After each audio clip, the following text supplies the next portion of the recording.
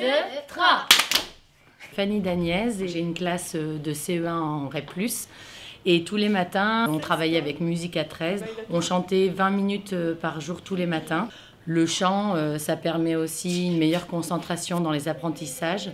Pour certains élèves qui parfois arrivaient un peu démotivés, parfois en colère, ils repartaient tous avec le sourire. C'est bien parce que parfois on apprend des nouvelles chansons. C'est trop bien. Maïté Cronier, je suis musicienne, chanteuse. Je travaille essentiellement en fait avec la petite enfance. La petite enfance, c'est particulier, c'est que la voix en fait est très importante chez le tout petit enfant. Et petit à petit, cette capacité qu'on a à chanter quand on est petit, à improviser, se perd. Ce travail de voix, qui est un travail de l'intime, est nécessaire à faire avec des enfants plus grands en fait.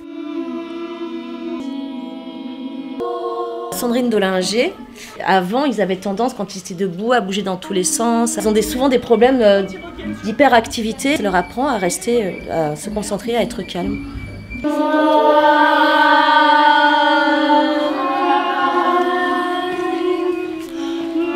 fait du bien. Ça relaxe le corps le matin. Madame Bourguignon, je suis la maîtresse d'une classe de CM1 de 28 élèves à l'école élémentaire Paul Barle à Saint-Maximin.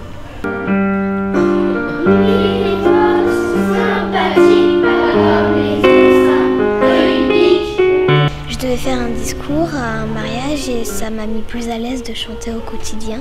Quand on chante, après j'ai l'impression qu'on est plus calme en classe. Pour le groupe classe, ça fait un moment partagé, tous en commun, et du coup, rien que pour réunir, unifier le groupe, c'est important. Je suis Virginie Garabédian, enseignante en CM1 à l'école Paul Barle. Et j'ai eu à cœur de proposer ce projet à mon école, mes élèves, mais aussi à mes collègues.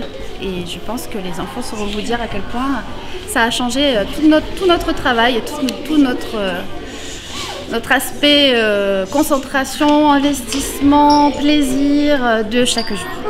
Contez toutes les histoires du pays où j'ai vu le jour. Quand on fait lecture, ça peut aider à mieux comprendre, à mieux parler à haute voix.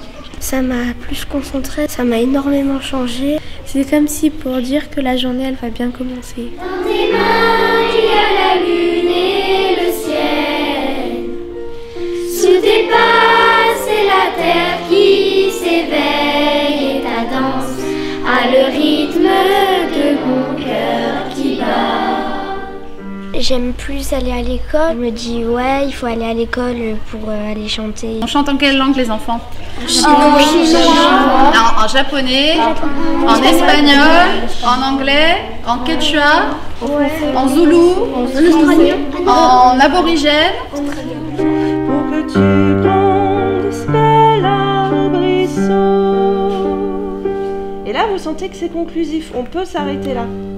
Lisa Magrini et je suis professeure de chant. Le répertoire que je leur transmets, c'est beaucoup de musique du monde. Je trouve que ça donne une ouverture au monde qui est importante. Et à partir de là, je pense que ça donne aussi l'occasion aux maîtresses de trouver des choses à faire en classe, que ce soit en cours d'art ou en cours d'histoire, de géographie. Enfin, les possibilités sont vraiment nombreuses. Je pense qu'à chaque fois qu'ils découvrent quelque chose, ça ouvre des portes, ça ouvre des fenêtres, ça ouvre la curiosité. Madame Cohen, maîtresse d'une classe de CP.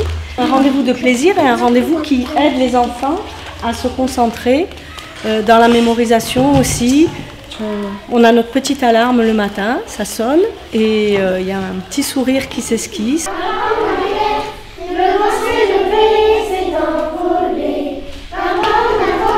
J'adore chanter avec toute ma classe, partager un plaisir. Madame Busolini, j'ai la classe des CE1A à l'école Saint-Mitre à Marseille. On va chanter tout à fait comme on le fait tous les jours, puisque le projet c'est chanter au quotidien. Ils ont pris des habitudes de travail qu'on n'a pas forcément en temps ordinaire.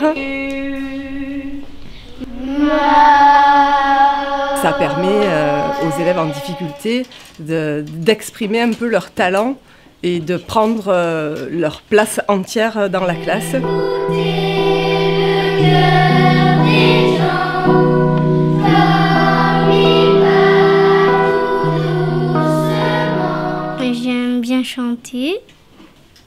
chante ton canon.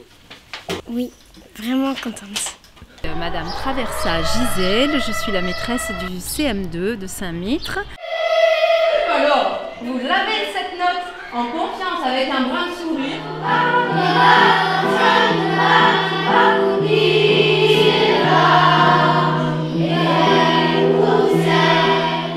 De chanter au quotidien m'aide dans mon programme parce qu'ils investissent davantage dans les apprentissages et c'est vraiment une vraie respiration chaque jour. Jeanne Alcaraz, je suis intervenante à l'école Saint-Mitre pour le projet Chanter au quotidien, chef de chœur et chanteuse. Le chant dans le domaine de l'émotion, de l'ineffable, de ce qu'on ne peut pas dire mais partager de commun. Demander à des enfants de tenir par exemple 1 heure debout en vue d'avoir le corps disponible à chanter, c'est difficile, c'est exigeant, en termes de concentration c'est énorme. N'en fais pas, ça s'arrangera, les ennuis, les tracas ne dureront pas, on verra ce qu'on fera, advienne que pourra, bats-toi.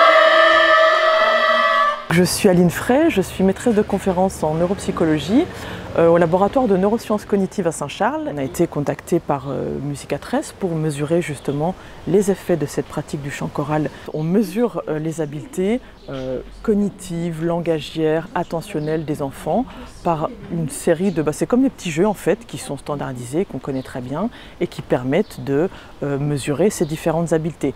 On mesure aussi les habiletés prosociales, la capacité à interagir avec l'autre, à être bienveillant, à coopérer, dont on sait que c'est des habiletés qui peuvent être aussi mises en jeu dans la pratique du chant choral, puisqu'il faut écouter l'autre, chanter en même temps, on est dans un groupe, il y a toutes ces habiletés sociales qui entrent en jeu. Daria Koutsevalova, coordinatrice artistique au Centre d'art vocal Musica 13. Chanter au quotidien a été initié par le Centre d'art vocal Musica 13 juste au moment de sa création en 2019. La nouveauté de ce projet, c'est le fait de permettre aux enfants d'avoir une pratique musicale quotidienne. Beaucoup de ces élèves ne pratiquent jamais la musique ailleurs. Certains vont probablement s'y intéresser de plus en plus, avoir une curiosité grandissante envers le chant et envers la musique, la culture de manière générale.